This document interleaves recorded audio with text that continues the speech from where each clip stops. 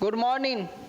चलिए हम लोग आज फिर एसएससी के एक प्रीवियस सेट से मिलते हैं जो जीडी के एग्जामिनेशन में आया था, पिछले एग्जामिनेशन में आए हुए हैं। चलिए क्वेश्चन देखते हैं, लेकिन क्वेश्चन देखने से पहले, क्वेश्चन बनाने से पहले आपको हम बता दें कि क्वेश्चन समझिए क्या कह रहा है, क्वेश्चन पढ़ना सीखिए और फिर आंसर की ओर चलेंगे। क्वेश्चन पढ़ना समझना सबसे मेन है, आंसर कुछ भी नहीं है। क्वेश्चन ये तो छोटा सा क्वेश्चन सब है, इसमें कुछ भी नहीं है। बड़े बड़े क्वेश्चन जो होते हैं पहले उसको समझा जाता है, तो पहले समझेंगे फिर आंसर देंगे, ठीक है। चलिए देखते हैं पहला क्वेश्चन। पहला क्वेश्चन है, यदि किसी लेन देन में हुई हानि विक्रय मूल्य का 1/5 के बराबर है तो हानि प्रतिशत लगभग कितना होगा।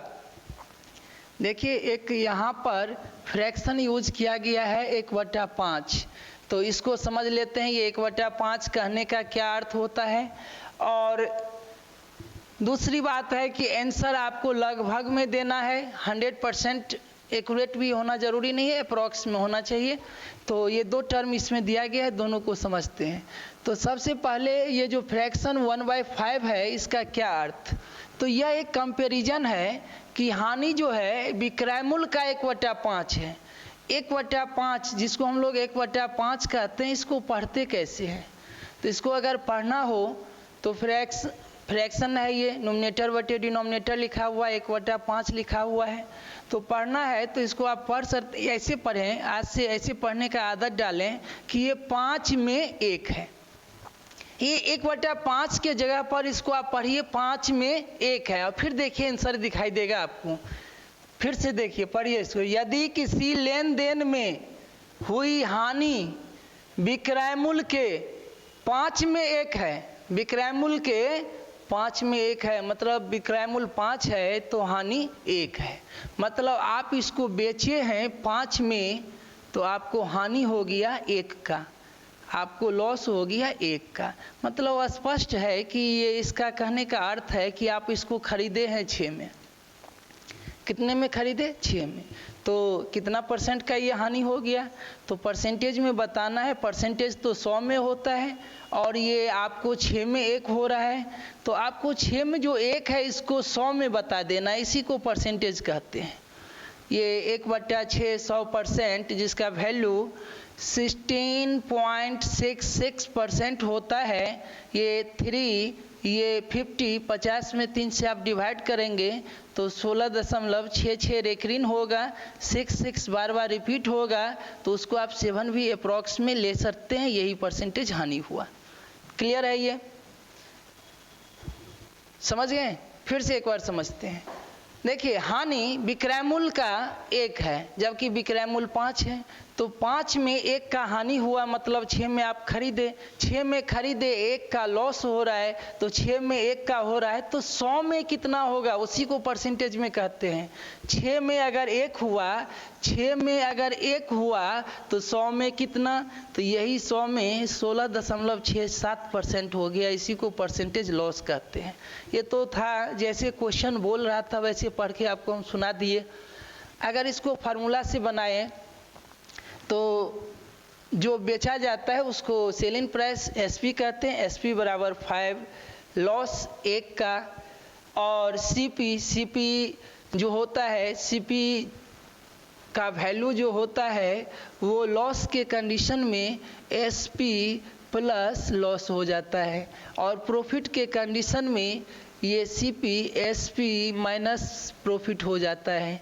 अब फिर परसेंटेज में लॉस या प्रॉफिट लिखना होता है तो उसके लिए लॉस बटे सीपी इंटू 100%, क्योंकि ये जो कंपैरिजन होगा, ये जो परसेंटेज होगा वो इनिशियल पर होगा और इनिशियल इसका जो है कॉस्ट प्राइस है सीपी पर होगा। तो इस तरह से आप लॉस हुआ 1 का, सीपी हुआ 6 का, और ये परसेंटेज हो गया 16.67% का। क्लियर है? इसको आप रेशियो में भी बोल सकते हैं। ये कंपैरिजन किसके बीच है? हानि और विक्रय मूल्य के बीच है, लॉस और एसपी के बीच में है। तो इस दोनों में रेशियो कैसा होगा, तो अगर एसपी और लॉस का रेशियो लिखना चाहते हैं तो एसपी 5 हानि 1, हानि 1 तो SP 5। तो यहीं से आपको पता चल रहा है कि CP 6 होगा, हानि 1 है, परसेंटेज इतना होगा। कुछ भी नहीं है, बहुत बेसिक क्वेश्चन है, उम्मीद करते हैं ज़रूर समझ गए होंगे। चलिए नेक्स्ट क्वेश्चन की ओर बढ़ते हैं। अगला क्वेश्चन, 40% और 20% की दो क्रमागत बट्टा छूट, दो छूटें डैश की एकल छूट के समतुल्य होगा। 40 और 20 का जो दो छूट आप दे रहे हैं वो एक छूट कितना होगा? मतलब 40 और 20% का जो छूट दिखा रहे हैं एक्चुअली में वो कितने का छूट है ये बताना है। तो याद रखें, दो या दो से अधिक डिस्काउंट कभी भी उसके सम के बराबर नहीं होता है। अगर कोई दिखा रहा है कि x + y% का डिस्काउंट दे रहे हैं तो याद रखें कभी भी ये x + y% के बराबर नहीं हो सकता है। ये ऑलवेज इस दोनों के सम से कम होगा। समझ गए? ये दोनों के सम से हमेशा कम ही होता है। अगर 40 और 20% का छूट मिल रहा है तो आप समझ जाइए ये छूट कभी भी 60 के बराबर नहीं होगा। ये जब भी होगा तो 60 से कम ही होगा। तो आप इस आधार पर देखें तो 60 से कम देखें तो यहाँ एक ऑप्शन 60 है, ये तो होगा नहीं। और ये 4 ऑप्शन है, 30 बहुत ज़्यादा हो गया। ये अकेला छूट ही 40 है, 40 से कम भी नहीं हो सकता है। और ये 48, 52 दो ऑप्शन हो सकते हैं, ये पॉसिबिलिटी है। जानते हैं कैसे बनाएंगे?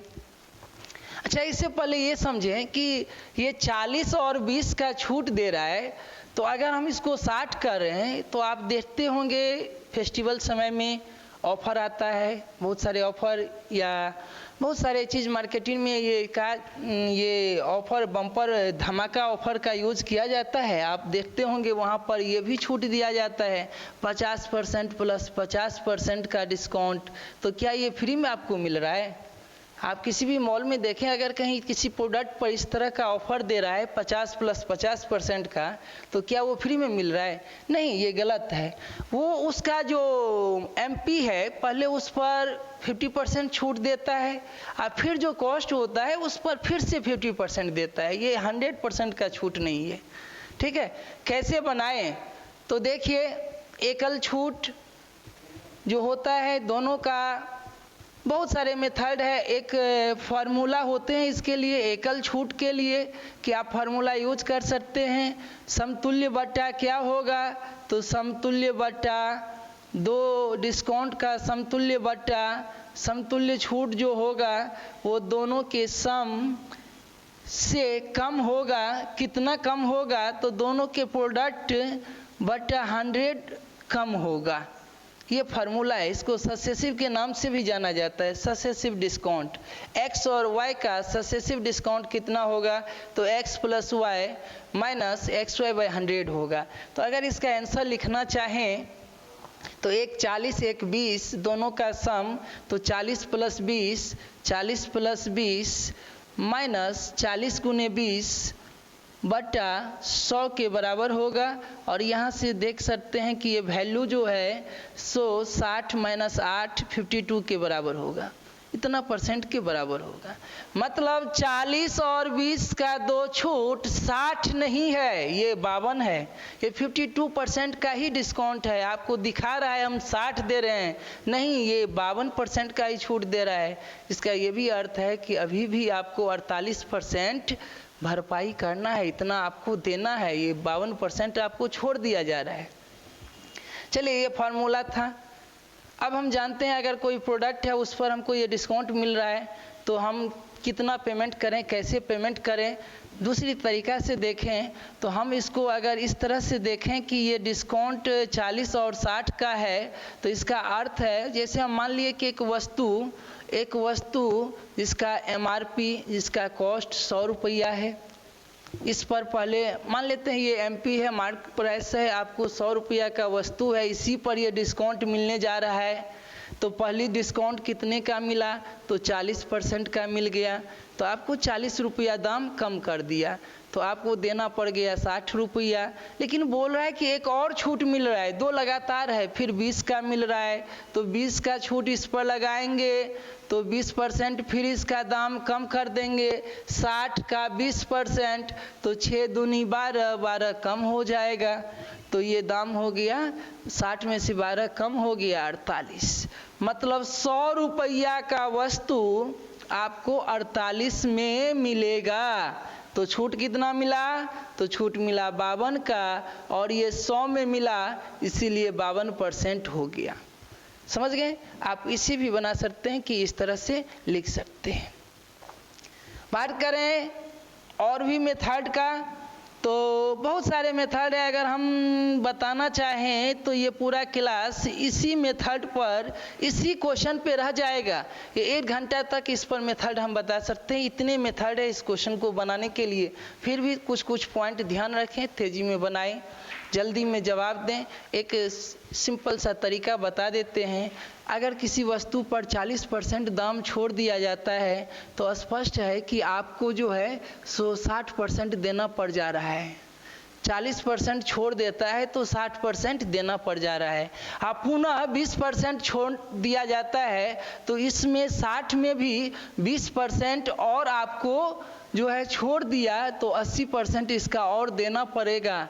मतलब स्पष्ट है कि 60 गुने 80%, मतलब ये हो गया कि ये आपको, इसको आप परसेंटेज में बदलेंगे तो 1% हटाएंगे तो 00 कैंसिल हो जाएगा। ये 48% जो है आपको देना पड़ जाएगा। मतलब ये 2 डिस्काउंट देने के बाद आपको कितना देना पड़ जाएगा, तो ये 2 डिस्काउंट के बाद आपको 48% देना पड़ जाएगा। तो इसका अर्थ है जो डिस्काउंट हुआ वो 52% का हो गया, आपको 52 ही देना है। 52 का छूट हो गया, 48 देना है। ठीक है? फ्रैक्शन में भी बना सकते हैं, डेसिमल में भी बना सकते हैं। 0.40% मतलब 0.4 की छूट हो रही है तो 0.6 देनी है आपको, 0.6 देनी है। 0.4 की छूट हो रही है, इधर 0.2 का छूट हो रहा है। इस दोनों को आप मल्टीप्लाई कर दें तो ये कितना आ जाएगा, 0.08 आ जाएगा, 0.08 आ जाएगा। मतलब इतना आपको छोड़ा जा रहा है। ठीक है? देखिए ये पॉइंट में थोड़ा सा समझने में परेशानी हो जाएगी कि ये कैसे डिस्काउंट दी जाती है। तो आसान होगा कि आप इसको ऐसे करें कि आप इसको ऐसे समझें कि 40% छोड़ रहे हैं तो 60% देना है, तो 60% देना है मतलब 0.6 देना है। ठीक है? और 20% छोड़ रहे हैं तो 80% देना है तो 0.8 देना है, और दोनों को मल्टीप्लाई करें तो आपको देना कितना है, तो 0.48 देना है। डेसिमल में टोटल जो वैल्यू होते हैं वो 1 होते हैं, तो 1 में आपको इतना देना है, 1 में इतना देना है, तो बच कितना गया, तो बच गया आपको 52। इतना आपको छूट मिल गया। 1 रुपया में 48 पैसा का पेड करना है तो आपको डिस्काउंट कितना मिल रहा है, तो 52 पैसा का डिस्काउंट मिल रहा है। और इसको अगर आप परसेंटेज में लिखें तो 100 से मल्टीप्लाई करेंगे तो ये दशमलव हट जाएगा और 52% का वैल्यू आ जाएगा। स्पष्ट है? एक फार्मूला भी यूज कर सकते हैं डिस्काउंट के लिए। 2 डिस्काउंट के लिए 100 minus x into 100 minus y बटा 100, इतना % का डिस्काउंट होता है। इससे भी आप बना सकते हैं 100 माइनस 40 60, 100 माइनस 20 80 बटा 100, इतना % का डिस्काउंट। ये समतुल्य बटा के लिए, एक छूट के लिए 2 पर ये फार्मूला अप्लाई किया जाता है। तो यहाँ से ये वैल्यू आ गया 100 माइनस 48 52%। ठीक है? चलिए जैसे भी आपको पसंद पड़े, ये तो 2-4 ही मेथड बताए हैं, ऐसे बहुत सारे मेथड है इस क्वेश्चन को बनाने के लिए। अभी इतना ही समझे, फिर आगे कभी इसका आगे भी मेथड सब बता देंगे। चलिए नेक्स्ट क्वेश्चन।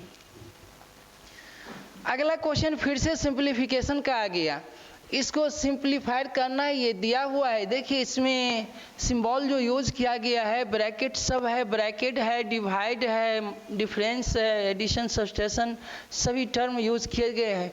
तो इन सब में सबसे पहले स्मॉल ब्रैकेट का यूज करना है, इस वाले को यूज करना है। तो इसमें हम आते हैं, तो इसमें क्या सब है, तो इसमें भी पहले डिफरेंस है, फिर डिवाइड है। तो डिफरेंस और डिवाइड में बोर्ड मास रूल होते हैं, भी बोर्ड मास। तो इसके बारे में थोड़ा सा जान लीजिए क्या होता है। ये भी फॉर ये है जो अलजेब्रिक जो कैलकुलेशन होते हैं उसको इस आधार पे सॉल्व करना है, भी बोर्ड मास रूल के आधार पर करना। भी फॉर वर्नाकुलम होते हैं जो रेखा कोष्ठ जिसको बोलते हैं। बी फॉर ब्रैकेट में 3 आता है, पहले छोटा, फिर मध्यम, फिर बड़ी ब्रैकेट का यूज करते हैं, लास्ट में इसका यूज करते हैं। ओ फॉर ऑफ होता है और इसके बाद ऑफ का यूज होगा। डी फॉर डिवाइड होगा, एम फॉर मल्टीप्लाई होगा, ए फॉर एडिशन, और सबसे लास्ट में सब्सट्रैक्शन का यूज करना है। तो सबसे पहले इसको आप ऐसे भी लिखा जाता है या फिर 2 पॉइंट भी दिया रहेगा। आप इसको ऐसे मत समझें कि ये प्रिंटिंग मिस्टेक है, ये एक ब्रैकेट है जिसका एप्लीकेशन किया जाता है। ठीक है, चलिए तो यहाँ पहले 16 में 8 से भागा देंगे तो ये आ जाएगा 2, तो 102 में से 2 माइनस हो जाएगा तो ये वैल्यू आ गया 100। अब फिर 100 में से 2 माइनस होगा तो ये आ गया 98, फिर डिवाइड आ गया। ठीक है, फिर इधर देख रहे हैं कि 5 4 तीनों को दोनों को ऐड करना है, 5 4 9, और 9 में फिर आपको 3 से भागा देना है तो ये हो जाएगा 3, तो 6 गुने 3 18 हो गया। उसमें से 7 को माइनस करके 3 ऐड कर देना है, ये इस ब्रैकेट का वैल्यू हो गया। तो 18 3 21, 21 माइनस 7, 21 माइनस 7 14 आ गया। 21 माइनस 7 ये वैल्यू कितना आ गया 14, तो यहाँ डिवाइड हो गया 14 से। 98 में 14 से डिवाइड करेंगे तो ये क्या मान आएगा, तो ये 7 आएगा।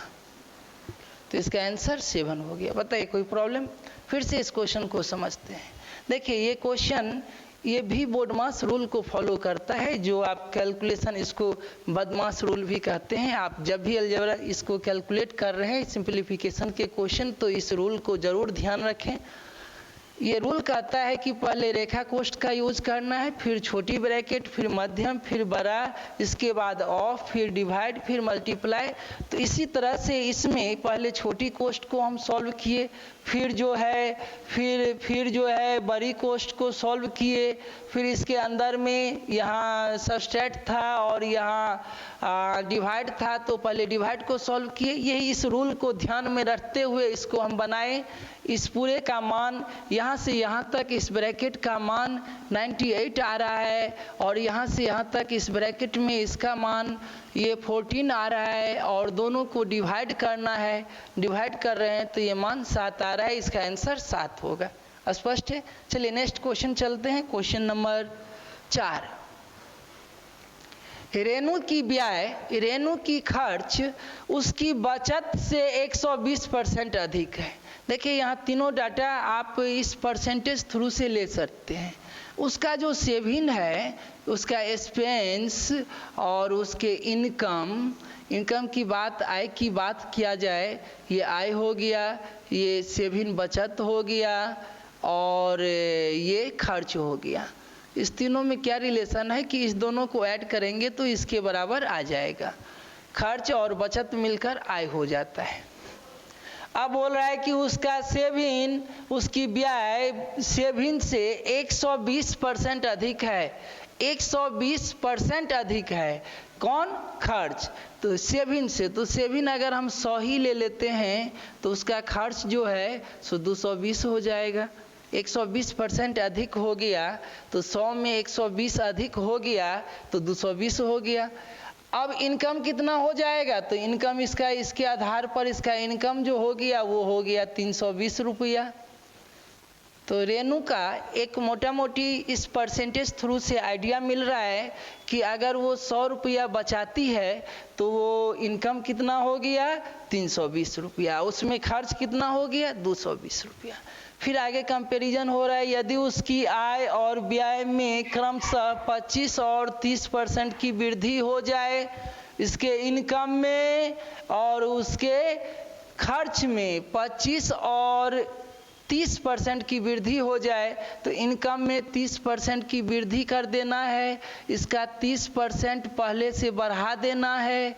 तो 320 का 30% निकालेंगे तो 32 या 96 बढ़ जाएगा, इसमें 96 ऐड कर देंगे तो ये 416 हो जाएगा।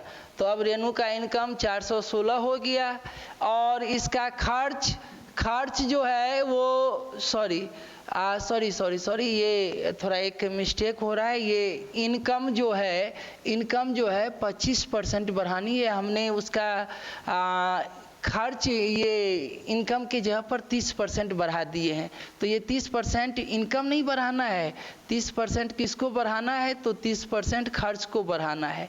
यहाँ जो खर्च है ये खर्च 30% बढ़ेगा, ये 30% इंक्रीज इसमें करना है। तो खर्च हो गया, यहाँ पर 25% इंक्रीज करना है। तो 25% इंक्रीज करने का अर्थ हो गया कि जो इनकम 320 है उसका 1/4 इंक्रीज कर जाएगा।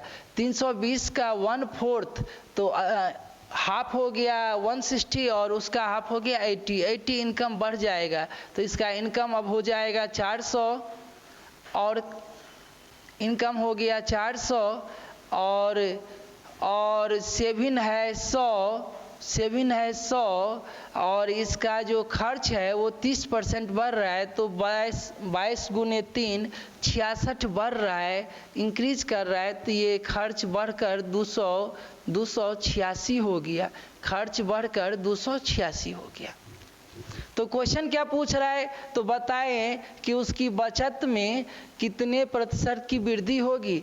अब देखिए, अब आप इसका सेविंग देखें, पहले तो सेविंग 100 का था जब इनकम 320 का था, अब इनकम 400 हो गया है।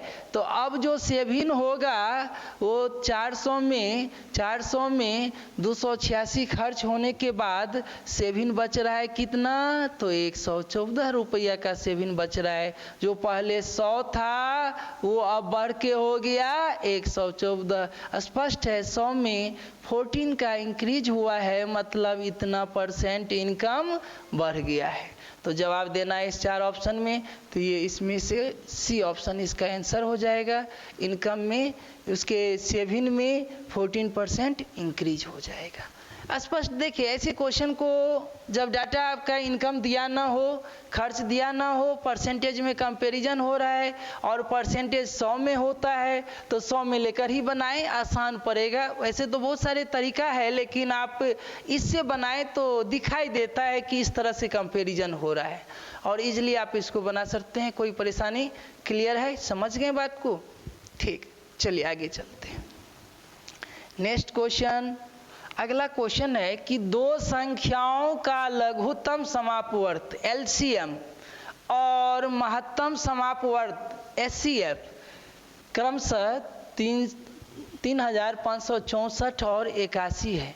कितना है? 3564 और 81। तो 81 क्या है? SCF और 3564 LCM। चलिए हम जानते हैं, ये फिर 2 नंबर पर बात हो रहा है कि 2 नंबर का LCM 3564, 2 नंबर का LCM 3564 और उसका SCF तो SCF 81। यदि वे संख्याएं 324 और 100, देखिए ये जो 2 नंबर है उसके बारे में बोल रहा है कि उसमें से एक नंबर अगर 324 हो और दूसरा नंबर जो x है वो x क्या है, ये x क्या है? तो हमने पिछले एपिसोड में आपको, पिछले क्लास में आपको एक रिलेशन इस चारों में बताए थे कि इस चारों में एक रिलेशन होता है कि दो नंबर का प्रोडक्ट, दोनों संख्याओं का गुणनफल कैसा होता है, तो उसके एलसीएम और एचसीएफ के प्रोडक्ट के बराबर होता है। दो नंबर में क्या रिलेशन है कि दो नंबर का प्रोडक्ट ऑफ टू नंबर कैसा होगा, तो product of LCM and HCF, इस दोनों के गुणनफल। देखिए इस चार में 3 वैल्यू आपको दिया है, चौथा वैल्यू बताना है ये दूसरा नंबर क्या है। तो दूसरी संख्या बराबर एलसीएम गुने एचसीएफ। तो एलसीएम कितना है, तो 35 64 गुने एचसीएफ 81 बटे पहली संख्या कितना है 324। इसको आप डिवाइड कर लीजिए, यही आंसर है। देखिए परीक्षा में बनाते समय आप जैसे ही क्वेश्चन देखते हैं, समझते हैं, कोशिश करें कि डायरेक्ट आंसर दे दें, जितना जल्दी हो कैलकुलेशन कम करके आंसर दे दें। अब इसको कैलकुलेट कैसे करें, तो देखिए कैलकुलेशन 324 से डिवाइड करना है 3564 में, हम इसको पढ़ेंगे। तो अब यहाँ पर आप या तो इसको छोटा करते चलें तो टाइम लेगा, डायरेक्ट कोशिश करते हैं कि ये नंबर सब तो इंटीजर है, तो नंबर इंटीजर है तो इसका अर्थ है कि ये इससे पूरी कटने वाला नंबर होगा, तभी तो ये इंटीजर आ रहा है। नहीं कटता तो ये इंटीजर कैसे आता। अच्छा ये भी पूछ रहा है कि x जो ये दूसरा नंबर है उसके अंकों का योग, सम ऑफ डिजिट बताना है। जो नंबर होगा उसमें जितने डिजिट होंगे उसका सम बताना है। तो सबसे पहले वो नंबर का पता लगाएं। ये दूसरा नंबर जो x है वो x क्या है, तो x बराबर, तो 324 से इसमें भागा देते हैं तो पहले 356 है, यहाँ से 324 से एक बार में ये पूरा कटेगा नहीं, बचेगा। अब फिर कुछ नंबर आएगा, उसके आगे 4 आएगा और यहाँ भी 4 है, तो ये इशारा दे रहा है कि ये 11 बार में पूरी कट जाएगा। ये 3564 324 से 11 बार में पूरी कट जाएगा। थोड़ा सा 11 से डिवाइड और मल्टीप्लाई करने का रूल भी आपको हम समझा देते हैं। जब 11 से किसी नंबर, जैसे यहाँ पर नंबर 1 है 324, इसको 11 से मल्टीप्लाई कर रहे हैं, तो आप 11 पर ध्यान ना दें, उस नंबर पर केवल ध्यान दें। इसमें आपको करना क्या है, जो लास्ट प्लेस है उसको ऐसे ही रहने देना है, यूनिट डिजिट सेम रहेगा और इधर से जो लास्ट रहेगा वो भी सेम रहेगा और बीच में ऐड करते हुए चले जाना है। 4 + 2 6, 2 + 3 5 और फिर 3 को ऐसे ही छोड़ देना है। देखिए यही नंबर था 3564। और जब आप डिवाइड कर रहे हो तो इसका उल्टा प्रोसेस करें, आप इसको इसमें से माइनस करते चले जाना है। 4 छोड़ देना है, 3 छोड़ देना है, 6 में से 4 गया 2, 5 6 में से 5 गया, 5 में से 3 गया 2। ये इस तरह से आप ये यहाँ डिफरेंस लिख कर आप देख सकते हैं कि 11 बार में कट रहा है। तो इसको इससे काटें 11 या 81 को 11 से मल्टीप्लाई करना है, फिर 11 से मल्टीप्लाई करना है, तो ये 1 का 1 ही रहेगा, 8 + 1 9 होगा और 8 ऐसे ही रह जाएगा, 891 आएगा। अब इस नंबर के अंकों का योग बताना है, सम ऑफ डिजिट बताना है। ये 3 डिजिट का नंबर है और इसमें तीनों डिजिट का सम बताना है। तो 9 1 10 8 18 इसका मान हो जाएगा, यही आंसर होगा। इसका आंसर क्या होगा 18। देखिए ऐसे तो C9 रूल होता है, ये सब इसी के लिए होता है। C9 रूल का चेक करें तो ये 2 से 3 सेकंड का काम है, देखेंगे आंसर बताएंगे। लेकिन हो क्या गया है कि कभी कभी एग्जामिनेशन में C9 रूल जो है सो ऐसे ऑप्शन दे देते हैं कि आपको सब टैली करने लगेगा, तो वहाँ पर टाइम ले लेता है, लगता है भाई हम इस रूल में आए और समय लग गया, आंसर भी नहीं आया। तो ऐसा करें कि एक परमानेंट मेथड रखें, वही मेथड की बात हम कर रहे थे कि ऐसे बनाएं। ठीक है, देखिए 2 नंबर दिया है, 2 नंबर का एलसीएम एचसीएफ दिया है, 1 नंबर दिया है, दूसरा पूछ रहा था। तुरंत आपको यहीं पर इससे इसमें डिवाइड कर देना है, इस दोनों को मल्टीप्लाई करके इससे डिवाइड कर देना है। 324 से एक बार में ये कटा, फिर 4 है तो फिर 1 ही होगा। 11 गुने 81 900, देख रहे हैं 891 आ रहा है। और इसको ऐड कर दें, 9 1 10 8 18 आंसर मार दें। मुश्किल से 10 सेकेंड काफ़ी है, और 10 सेकेंड से ज़्यादा का ये क्वेश्चन भी नहीं है। क्लियर है? चलिए अगला क्वेश्चन की बात कर रहे हैं। नेक्स्ट क्वेश्चन है, एक व्यक्ति शांत जल में 9 किलोमीटर पर आवर की चाल से नाव चला सकता है। शांत जल में 9 की चाल से, और उसे धारा की दिशा में 33 किलोमीटर जाने और धारा के विपरीत दिशा में 21 किलोमीटर जाने में बराबर समय लगता है। समझ रहे हैं? जैसे धारा की दिशा में 33 किलोमीटर गया और धारा के विपरीत 21 किलोमीटर आया, फिर भी समय बराबर लगा, तो इसमें फैक्टर कौन काम कर रहा है? तो ये धारा काम कर रहा है। जाते समय सपोर्ट कर देता है, आते समय रोकने लगता है, जिसकी वजह से कम ही दूरी जो है बराबर समय में तय किया। तो उसकी धारा की चाल बताना है कि ये धारा का चाल क्या होगा। एक छोटा सा कंसेप्ट समझा देते हैं।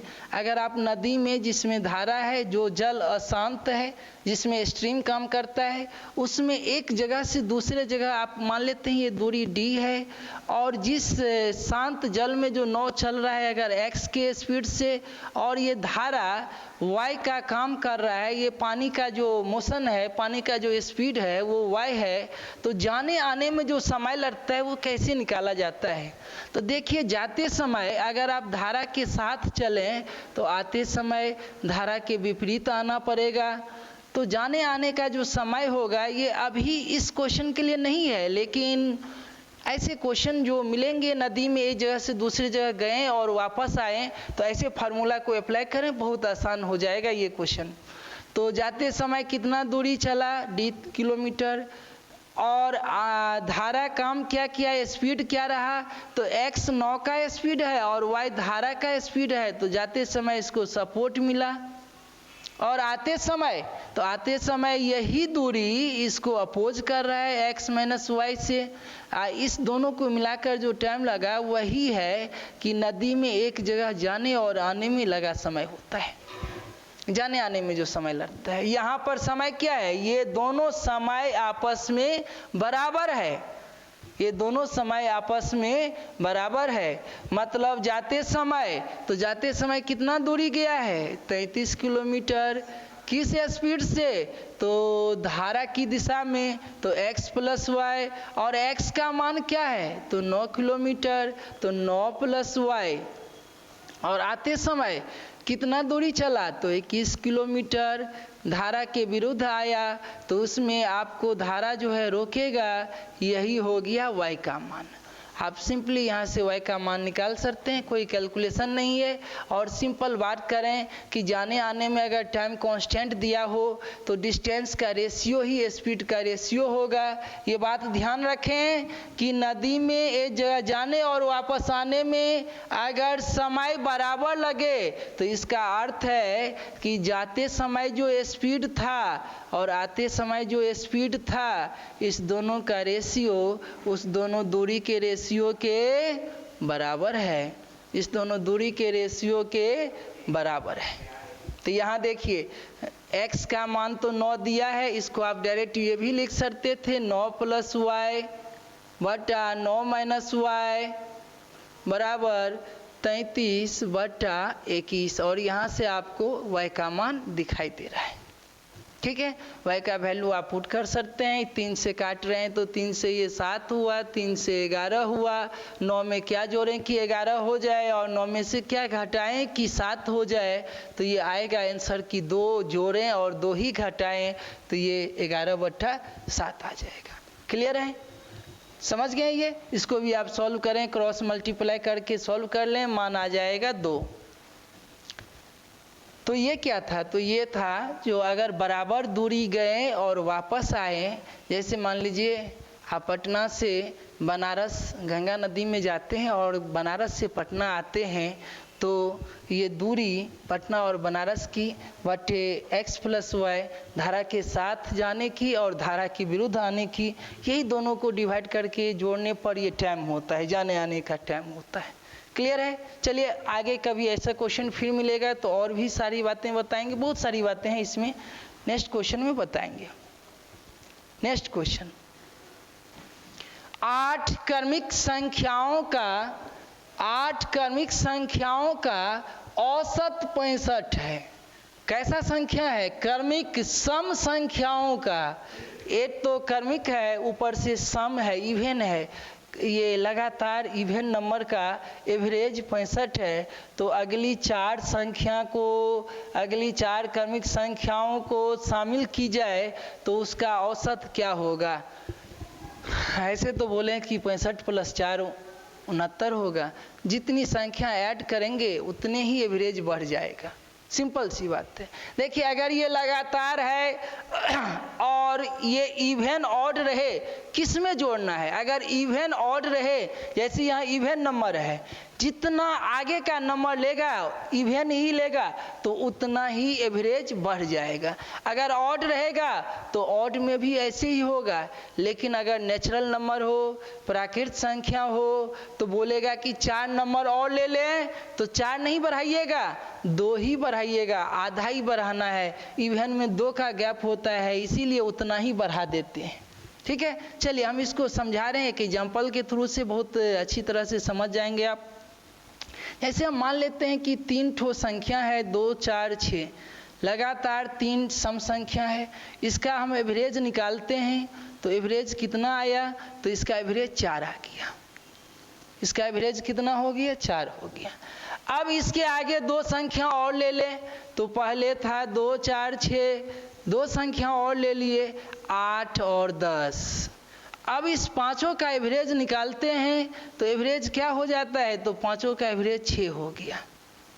ध्यान दें कि आपने 2 संख्या बढ़ाई थी, आप कितनी संख्या बढ़ाए हैं? तो आप 2 संख्या पहले से बढ़ाए हैं और एवरेज कितना बढ़ गया? तो 2 बढ़ गया। तो भाई हम क्या कर रहे हैं कि जितनी संख्या बढ़ाएंगे उतने ही एवरेज बढ़ेगा। क्वेश्चन कहेगा संख्या बढ़ा रहे हैं, आप एवरेज बढ़ा दीजिएगा, वही आंसर होगा। तो अभी संख्या 4 बढ़ा रहा है तो एवरेज भी 4 बढ़ा दीजिए ना, तो 65 + 4 69 आंसर हो जाएगा। समझ में आ गया?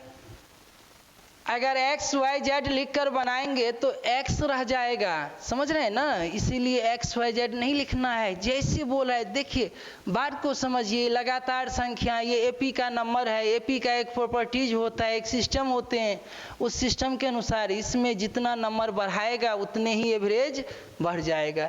ये कहाँ कहाँ अप्लाई होगा? तो ये सम में, विषम में। अगर यहाँ पे प्राकृत संख्या रहता, यहाँ पे अगर प्राकृत संख्या रहता, नेचुरल नंबर रहता, तो n/2 बढ़ता। अगर n संख्या बढ़ाते तो n/2 बढ़ता, अगर 4 बढ़ाते तो 2 ही बढ़ता। लेकिन अगर सम विषम है, सम विषम रहने पर, ऑड इवन रहने पर ये जितना बोलेगा उतना बढ़ा देना है। ठीक है, एवरेज में उतना ही ऐड कर देना है। ये तो हम आपको एग्जामिनेशन हॉल मेथड बताएं कि परीक्षा हॉल में ऐसे बनाएं। ये प्रीवियस ईयर का क्वेश्चन है, जीडी का क्वेश्चन है। अगर ये परीक्षा में मिल रहा है तो आप डायरेक्ट ऐसे 2 से 3 सेकेंड 65 + 4। लेकिन अगर आप जानना चाहें कि ये क्वेश्चन होता कैसे है, तो 8 संख्या लगातार सम संख्या लेना पड़ेगा।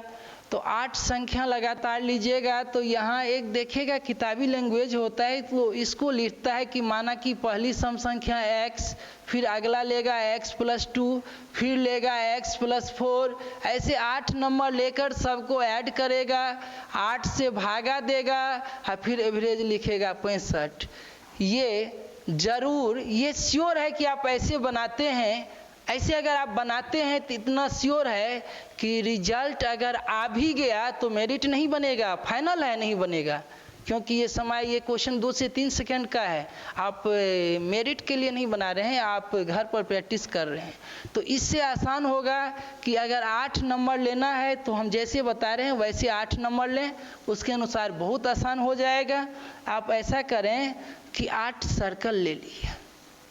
देखिए ये कौन है, तो ये है एवरेज। एवरेज का अर्थ समझिए। एवरेज जो होता है वो मिडिल होता है, वो मोटा मोटी होता है, वो एवरेज टर्म मिडिल में आते हैं। जब भी किसी सीरीज का एवरेज होता है तो वो उसके मिडिल में रहता है।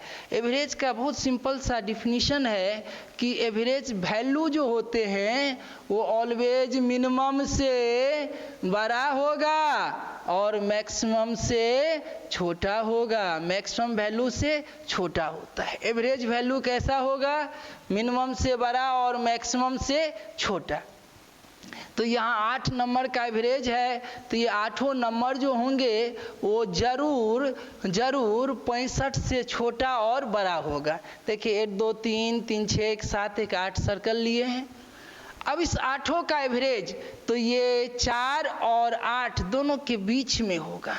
इस 8 में बीच में एवरेज होगा, तो एवरेज कहाँ पे होगा, तो यहाँ पे होगा। यही है 65, यही है 65। तो ये नंबर कौन है, तो नंबर जस्ट इसके पहले वाला। कैसा नंबर, सम संख्या। इसके बाद वाला सम संख्या। 65 के पहले सम कौन होता है, तो 65 के पहले सम होता है 64 और 65 के बाद 66 और तो और ले सकते हैं, तो और ले लिए 62, आगे 68, ये 60, ये 58 और ये 70 और ये 72। यही 8 नंबर है जिसका एवरेज 65 है। हमने 8 नंबर देख लिया। एक्स नहीं लिखना है, एक्स लिखिएगा बर्बाद हो जाइएगा। क्लियर बात है, एक्स के चक्कर में नहीं, एक्स तो एक्स ही होता है ना, वो एक्स के चक्कर में नहीं जाना है। फिर 4 नंबर लेना है, तो इसके आगे का 4 नंबर, तो 4 नंबर हो गया 74, 76, 78 से 80। अब इस 12 नंबर का एवरेज बताना है। ये एपी का सीरीज है, फर्स्ट लास्ट का सम ही एवरेज हो जाएगा। आप लिख सकते हैं कि 58 प्लस 80/2 मतलब 138/2 मतलब 69 इसका आंसर। ये आपको हम एक्सप्लेनेशन दिए, लेकिन ऐसे ना बनाएं, आप बनाएं केवल 4 जोड़ के। क्लियर है, चलिए नेक्स्ट क्वेश्चन नंबर 8। एक व्यापारी के पास 80 किलो चावल है जिसका कुछ मात्रा 15% के लाभ पर और शेष 5% के हानि पर बेचता है। पूरे लेन देन में 12% का लाभ होता है, तो चावल की कितनी मात्रा 15% लाभ पर बेची। बहुत ही आसान सा क्वेश्चन है। एक व्यापारी का समस्या है, भैया 80 केजी चावल लेकर लेन देन कर रहा है और लाभ भी ले रहा है, अच्छा खासा लाभ कमा रहा है। पहले पर 15%, कुछ पर 15, कुछ पे 5, ओवरऑल इसको कितना फ़ायदा हो रहा है 12%। यही जो मिलावट होता है इसी में आता है एलिगेशन। एलिगेशन का यूज इसी पर होता है। आप एलिगेशन लगाएं, बहुत आसान होगा। एलिगेशन बहुत तरीक़ा से लगा सकते हैं। यहाँ पर हम परसेंटेज प्रॉफिट पर लगा रहे हैं। कुछ जो 15% लाभ पर बेचा, वो कुछ जो है वो 15% का लाभ है और शेष पर 5% का लाभ है। ओवरऑल पूरे पर बीच में लिखना है, कितना हुआ 12% और दोनों का डिफरेंस ले लेना है। इस दोनों में अंतर 7 का हुआ और इस दोनों में अंतर 3 का हुआ। मतलब इसका अर्थ क्या हुआ कि जो 15% लाभ पर बेचा, अगर वो 7 केजी बेचा तो 5% लाभ पर 3 केजी बेचा। मतलब 7 3 के रेशियो में बांटकर बेचा है। कितना चावल 80 को 7 3 में बांट दीजिए। देखिए 7 3 10 हुआ, 10 बराबर 80 केजी, 1 बराबर 8 केजी, तो 7 बराबर 56 केजी। आप 56 केजी चावल जो है 15% लाभ पर बेच लिए हैं। 3 बराबर 24 केजी, ये कितने लाभ पर बेचे हैं, तो मात्र 5% लाभ पर। तो इसका आंसर क्या हो जाएगा? 56 kg। इसका आंसर क्या हो जाएगा? 56 kg। एक कॉमन सेंस है कि आप देखें कि 15% लाभ लिए, 5% लाभ लिए, ओवरऑल जैसे 15% भी लाभ हुआ, 5 भी हुआ, लेकिन पूरे पर हिसाब किए तो 12 का हिसाब हुआ। देखिए 12% लाभ जो है सो 15 के नज़दीक का है, मतलब ज़्यादा चावल 15% लाभ पर बेचे हैं और कम चावल 5% पर। 80 का आधा से अधिक चावल 15 पर और 80 का आधा से कम 5 पर। ये एक अप्रोक्सीमेशन बताता है, अंदाज बताता है, आंसर नहीं बताएगा। आंसर तभी होगा जब एलिगेशन लगाएंगे। तो 80 का आधा 40 हुआ, 40 से अधिक कितना? तो ज़्यादा अधिक जो है वो किस पर? 15% पर। तो 40 से ज़्यादा अधिक में एक जो है 40 नहीं होगा, 48 भी नहीं होगा, ये तीनों संभावना है, लेकिन आंसर क्या होगा? 56 ही होगा।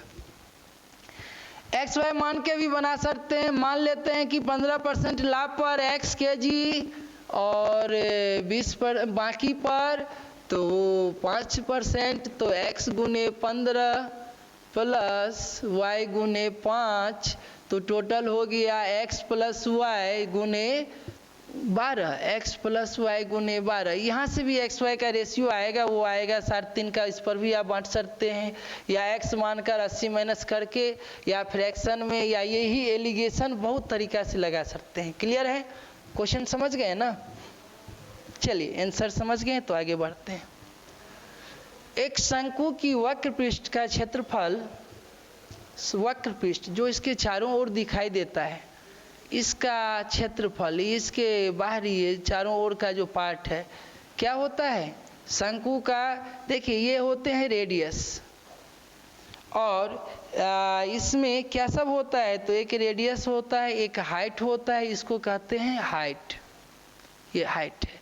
एक और लेंथ होते हैं जिसको तिरछी ऊंचाई कहते हैं, वो है तिरछी ऊंचाई, ये L। इस तीनों में रिलेशन क्या है? तो L बराबर पाइथागोरस लगा देंगे, L बराबर √h² प्लस r²। एक ये फार्मूला याद रखें। दूसरा हो गया कि इसका CSA क्या होगा? ये वक्र पृष्ठ क्षेत्रफल चारों ओर का एरिया क्या होगा?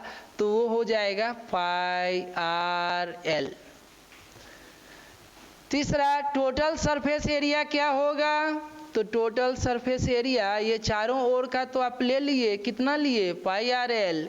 आप पेंदी का छोड़ दिए ना, तो पेंदी भी ले लीजिए। पेंदी कितना होगा? तो सर्कल है, सर्कल का एरिया कितना होता है? πr²। इसको भी ले लीजिए।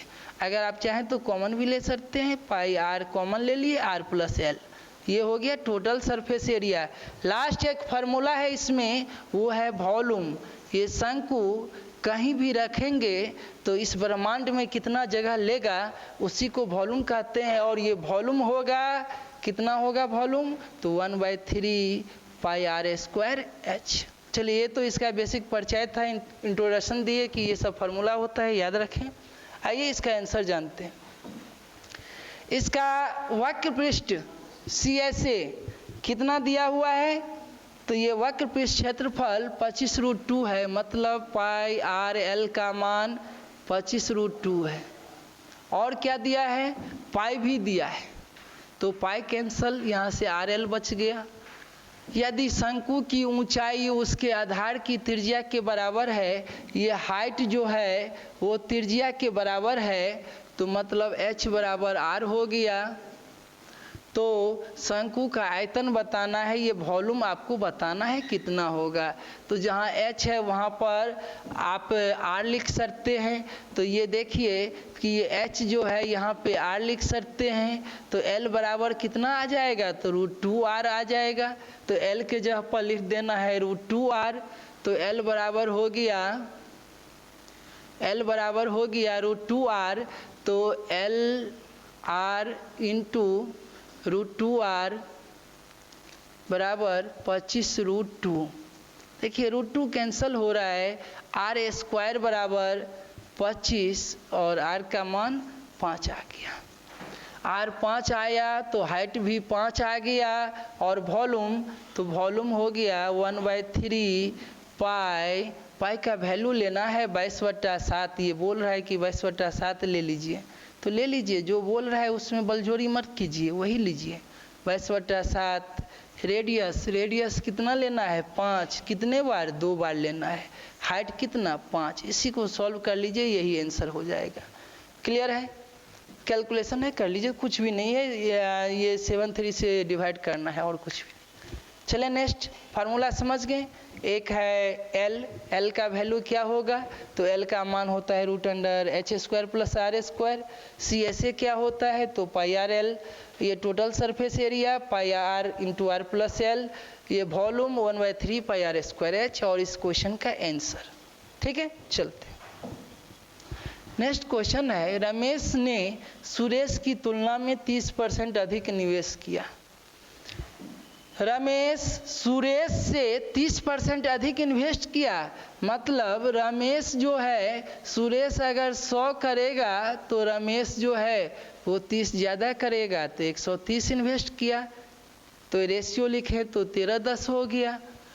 सुरेश ने अरुण की तुलना में 40% कम निवेश किया। सुरेश ने अरुण की तुलना में 40% कम निवेश किया। देखिए ये अरुण से 40% कम है, और ये रमेश इससे 30% अधिक है। ध्यान दें, जब एक से ज़्यादा कंपैरिजन, 2 से ज़्यादा कंपैरिजन होने लगे तो आप करें क्या, जो सबसे लास्ट कंपैरिजन हो उससे कंपैरिजन करें, उससे मान लें। तो इसमें अरुण को मान लेते हैं कि 100 किया, तो 40 कम किया सुरेश, तो हो गया 60। अब ये 60 हो गया, इससे 30% ज़्यादा है, 60 का 30%, 6 × 3 18, 18 ज़्यादा होगा तो ये 78 होगा। तीनों का इन्वेस्टमेंट इसी तरह से इसी रेशियो में होगा। ये 4 से डिवाइड करें तो 4 से ये नंबर नहीं डिविजिबल है, 2 से कटेगा 39, 2 से ये 30 और 2 से ये 50, मतलब इस तीनों का रेशियो है 39 30 50, 39 30 50। चलिए अब बोल रहा है जिसने 8,000 का निवेश किया था, ये 8,000 किसका निवेश है, ये किससे क्वेश्चन चर्चा हुआ है, ये किससे कंपैरिजन हो रहा है, तो ये रमेश से हो रहा है। रमेश सुरेश की तुलना में 30 कम, सुरेश ने अरुण की तुलना में 40% कम किया, जिसने, देखिए यहाँ लाइन समाप्त हो गया। ये 8,000 जो है सुरेश का है, ने अरुण की तुलना में 40% कम निवेश किया, जिसने 8,000 निवेश कम किया था। तो ये 8,000 किसका है, ये तो 8,000 आप कंपैरिजन करें तो 8,000 ये किसका है, तो 8,000 किसका है, ये पता चल रहा है। ये 8,000 कंपैरिजन में किसका निकल रहा है, ये किसका कंपैरिजन हुआ था, तो सुरेश का अरुण के साथ हुआ था, और अरुण का 8,000 का निवेश हुआ है। ध्यान दीजिए, क्वेश्चन को पकड़िए फिर से। पहला क्वेश्चन में बोल रहा है, पहला सेंटेंस में बोल रहा है रमेश ने सुरेश से 30% अधिक निवेश किया, सेंटेंस समाप्त, इस दोनों का कंपैरिजन समाप्त।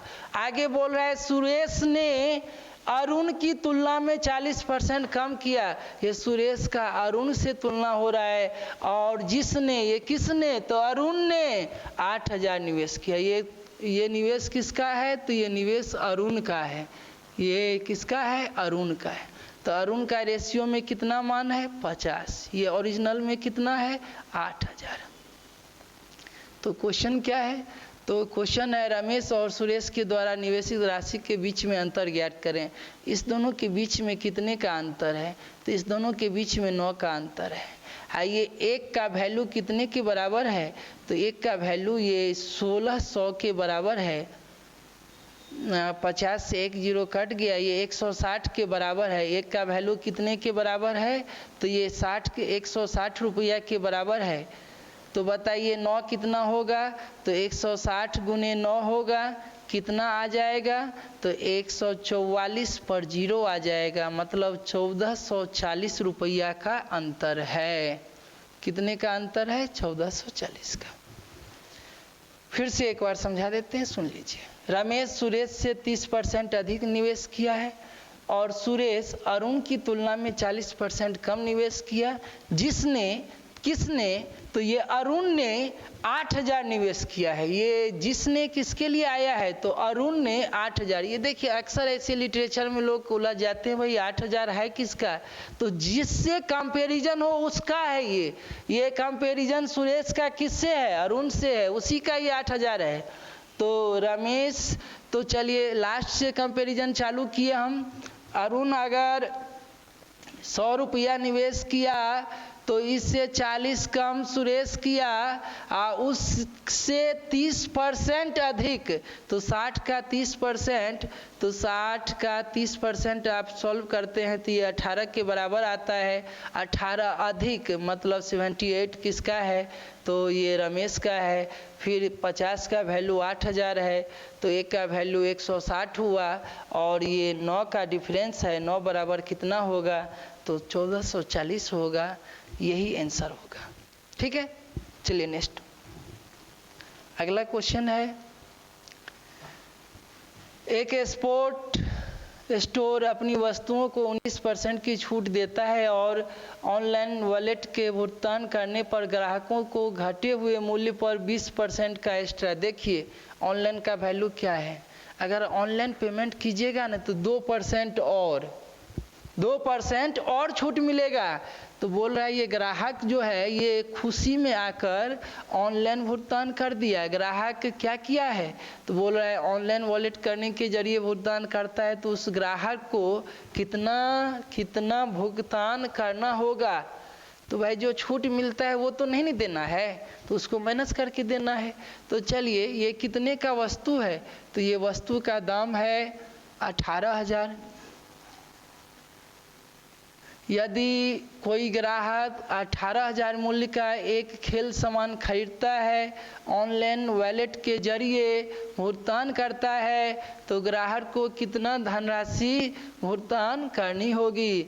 ये 18,000 के सामान पर ऑनलाइन का पेमेंट करके सामान लिया तो कितना देना होगा। तो बताइए 18,000 का सामान है, पहली बार आपको 19% डिस्काउंट दे रहा है। 19% मतलब 100 में 19 छोड़ रहा है, 100 में 19 छोड़ दिया तो आपको 81 नहीं देना है, तो ये 81 हो गया। ठीक है, और फिर ऑनलाइन पेमेंट किए तो 2% मिला, मतलब 100 में फिर से 2 छोड़ दिया, तो इस बार आपको 98 ही पेड करना है। यही इसका ग्राहक का भुगतान है, यही इसका आंसर होगा।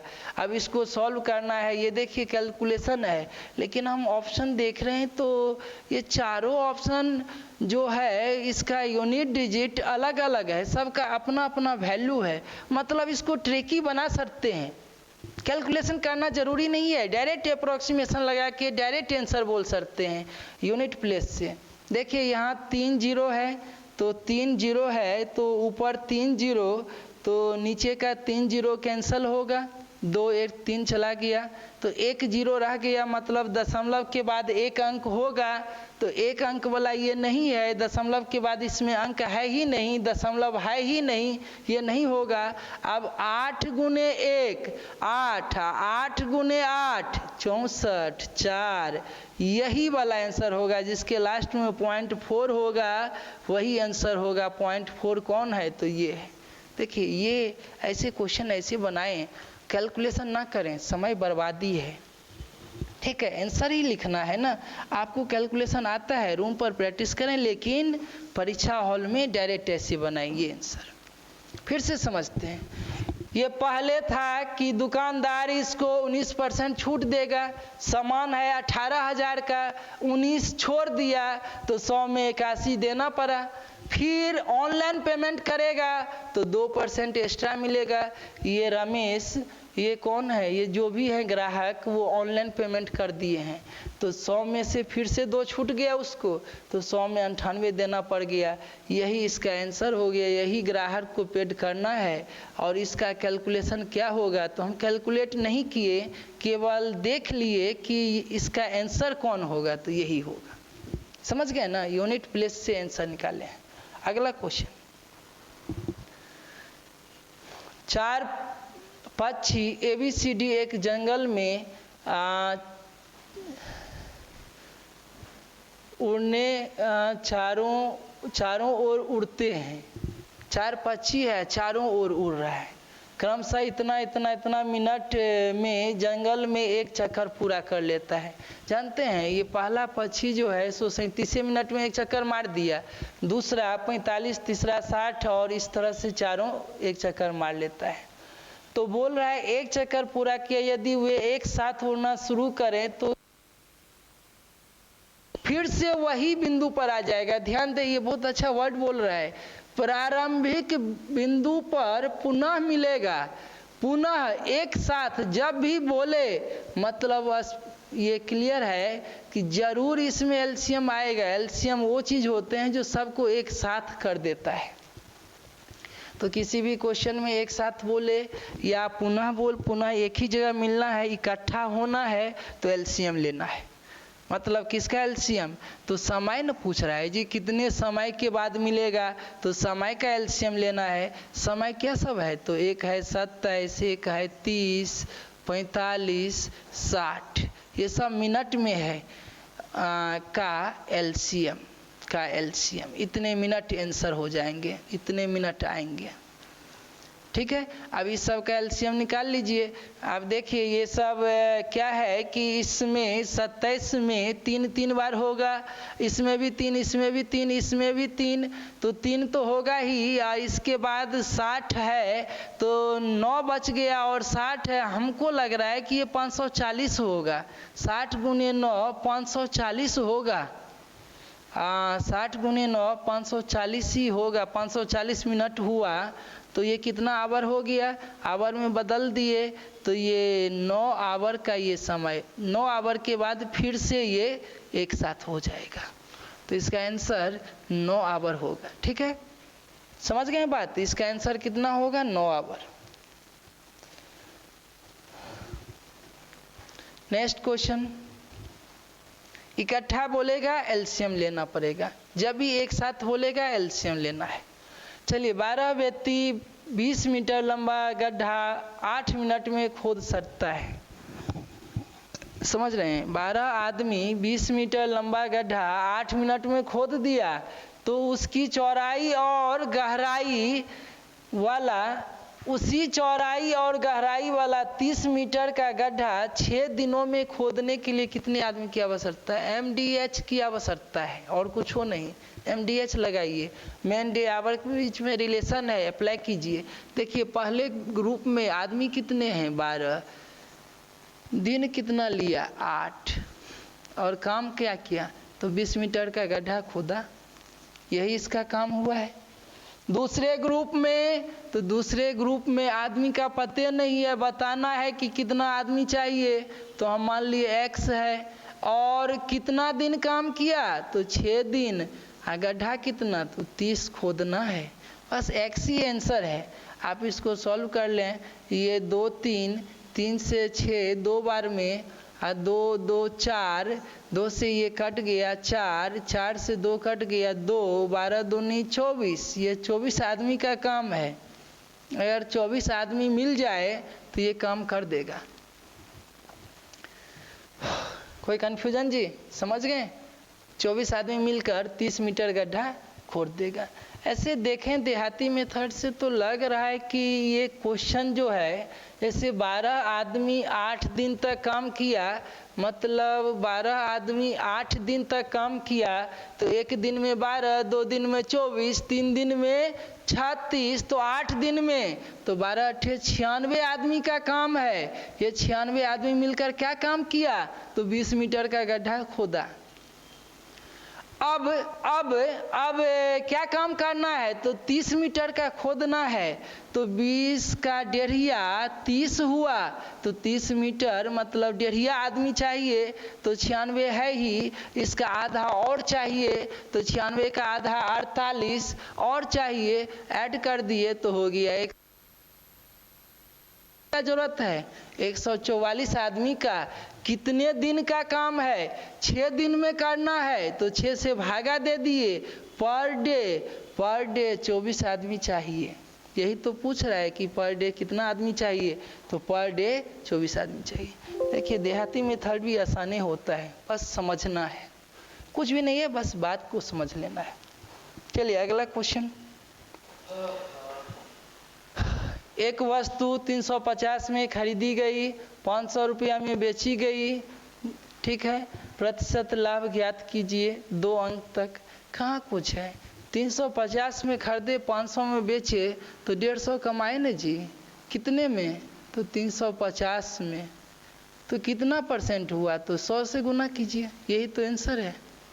प्रतिशत लाभ बराबर, फार्मूला जान ले, प्रतिशत लाभ बराबर लाभ बटे CP इंटू 100%। ठीक है, सॉल्व कर लेंगे इसको। सॉल्व करने पर कैलकुलेशन करें तो जैसे 1 0 कैंसिल हुआ, 5 से 3 हुआ, 5 से 7 हुआ, 300/7 हुआ, 1/7, 1/7। कुछ फ्रैक्शन भी याद रखें, कैलकुलेशन आसान हो जाता है। 14.28%, 1/7 14 अप्रॉक्स 28। देखिए याद रखने का तरीका बता रहे हैं, ये फ्रैक्शन कैसे याद रखा जाए। 1/7, 7 का डबल 14, 14 दूनी 28, समझ गए। 7, 7 दूनी 14, दूनी 28, ये 1/7। तो यहाँ कितना है 3/7, मतलब 3 गुना, तो इसका 3 गुना, इसका 3 गुना कितना होगा 42, 28 तो 8 त्रिक 24 है ना, और ये 2 84, ये अप्रॉक्स इतना परसेंट लगभग है ना, तो अप्रॉक्स में कौन मारिएगा, तो ये मारिए ना, उसके नज़दीक में तो वही ना है 42 पॉइंट, ये अप्रॉक्स। ऐसे आप 300 में 7 से भागा दे दीजिए, जो मान आता है वो आंसर हो जाएगा। ठीक है, समझ गए ना। 350 में खरीदा, 500 में बेचा, तो 150 नहीं कमाया। 150 कितने में, तो 150 कितने में, तो 350 में, तो 150 350 में, तो 100 में कितना, तो 100 में इतना आंसर। 350 में अगर 150 कमाया तो 100 में कितना, तो वही हुआ परसेंटेज, इतना आंसर, कितना, तो 42.86% आंसर। ठीक है, चलिए नेक्स्ट क्वेश्चन। ये लास्ट क्वेश्चन है, फिर आज 15 बता रहे हैं, फिर बताएंगे आगे भी, आज के लिए ये लास्ट। ठीक है, कीर्ति की तुलना में राधा की कार्य क्षमता आधी है। देखिए कीर्ति की तुलना में राधा की क्षमता आधी है, तो राधा 1 तो कीर्ति 2, तब ना आधा हुआ, 2 का आधा 1। राधा एक काम को अकेले 30 दिन में पूरा करता है, मतलब वो जो काम है, हम याद होगा पिछले वीडियो में आपको हम बताए थे कि टाइम एंड वर्क में मात्र टोटल वर्क निकालना है। राधा 1 दिन में 1 काम करती है और पूरा काम 30 दिन में कर लेती है, मतलब टोटल काम हुआ 30 गुने 1, यही है टोटल वर्क। यदि राधा और कीर्ति दोनों एक साथ मिलकर काम करें तो उन्हें पूरा करने में कितना समय लगेगा, दोनों एक साथ मिल जाएगा तो 3 काम होगा। ये 1 दिन में ना 3 काम हुआ, पूरा 30 काम करने में कितना समय लगेगा, तो 30 में 3 से भागा दे दिए, 10 दिन में हो जाएगा। ये पूरा काम कितने दिन में हो जाएगा, 10 दिन में। फार्मूला भी लगा सकते हैं, बेसिक से भी बना सकते हैं, स्पष्ट है। चलिए ठीक है ना, फिर आगे भी इसी तरह से होते रहेगा, दिखाएंगे, बताएंगे। चलिए आज की सेवा यहीं तक, यहीं पर क्लास आज समाप्त करते हैं। जो भी थोड़ा बहुत हुआ होगा अगले एपिसोड में बताएंगे। ठीक है, चलिए बाय।